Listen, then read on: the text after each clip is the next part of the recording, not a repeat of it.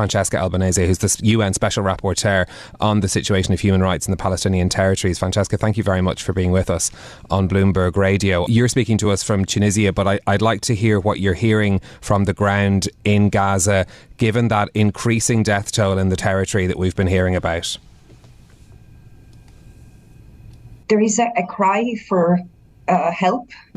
There is a lot of desperation that becomes more and more, less and less audible, because I've lost contact with many in the Gaza Strip. There are people with no electricity. When we say no electricity, no food, no water, no medicines, we are talking of a way to lead people to starvation and death. At the moment, they are being bombed incessantly, and people who have gone through 6 major wars, because 6 major wars have occurred in the Gaza Strip during the period of the unlawful blockade Israel has maintained over Gaza since 2007. No one, Palestinian and internationals alike, no one has ever seen this ferocity. So what I hear is that, as I said, is a cry for help, for recognition of the humanity. Let me say something. I hear statements that are very worrisome, to say the least, wiping off Hamas from earth. That is something that is not happening. What's happening is that they are destroying part of the Palestinian population as we speak. And this leads us to consider the level of criminal responsibility behind this action. Francesca, Lizzy here. Thank you so much for joining us. I want to ask you about the people who've been displaced by the strikes and the latest on where these people are going.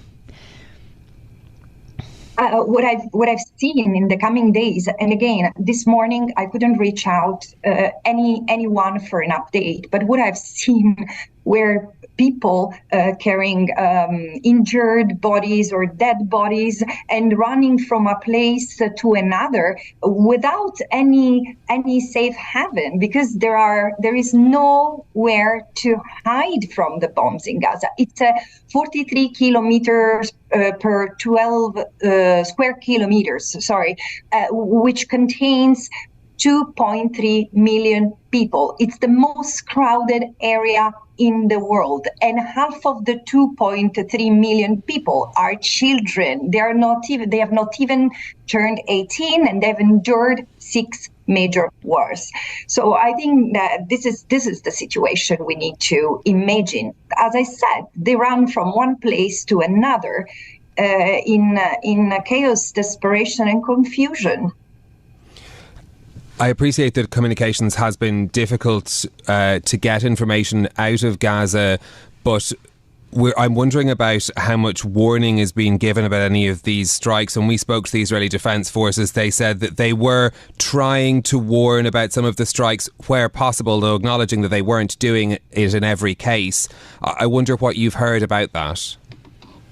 I've heard that few families received a call saying you are alerted that your building is going to be bombed, and then the next building was bombed. But also, let's put things in context.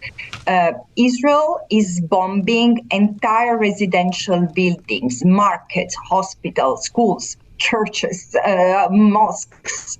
There is no proportionality, no distinction, no precaution here. All I know about international humanitarian law is being violated. This is not unprecedented, because I've seen these for as long as I've been dealing with the question of the Occupied Palestinian Territory. I used to live there, and I've seen these happening before, but not with this rage and this intensity. Not at any point before. Francesca, we were told yesterday by Mustafa Barghouti, who leads the Palestinian National Initiative, that white phosphorus is being used. We've not had any independent verification of this, but can you confirm that that's the case? I cannot. I've been looking into it and I was not able to confirm it yet. White phosphorus, which is a prohibited chemical weapon with highly destructive impact, has been used before, surely during CAS-led operation. And I've heard and I've seen videos, but I cannot. It's not verified, and so I refrain from commenting on that. Israel has been telling people to leave Gaza, but it's unclear whether any of the access routes to Egypt are actually open. What's your understanding of the situation? Can anyone get in and out of Gaza at the moment? Not that I know of.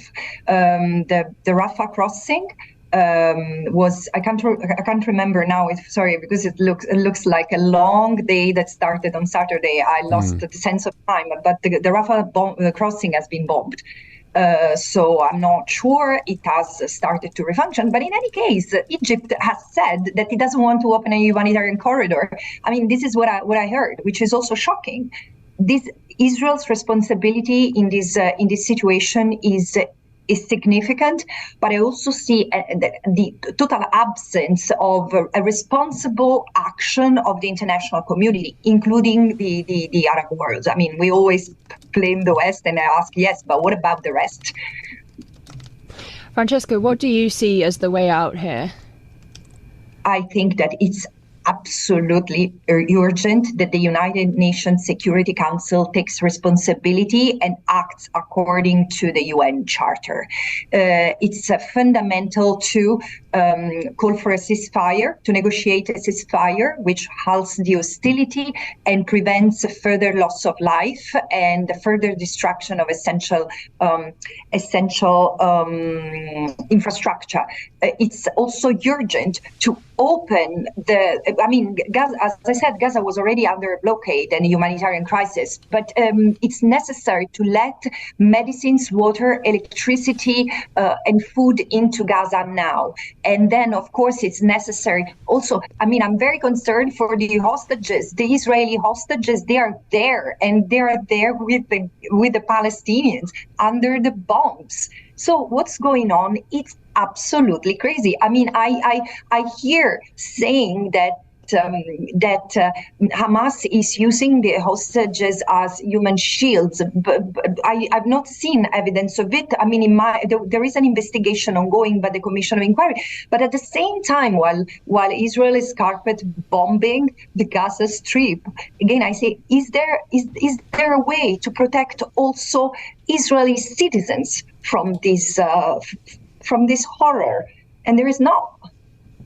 Okay, Francesca Albanese, UN Special Rapporteur on the situation of human rights in the Palestinian Territories. Thank you very much for joining us on the programme this morning and giving us a picture, as we can establish it, of what is happening in Gaza as those airstrikes from Israeli jets continue this morning as well. Francesca Albanese there speaking to us from Tunisia this morning.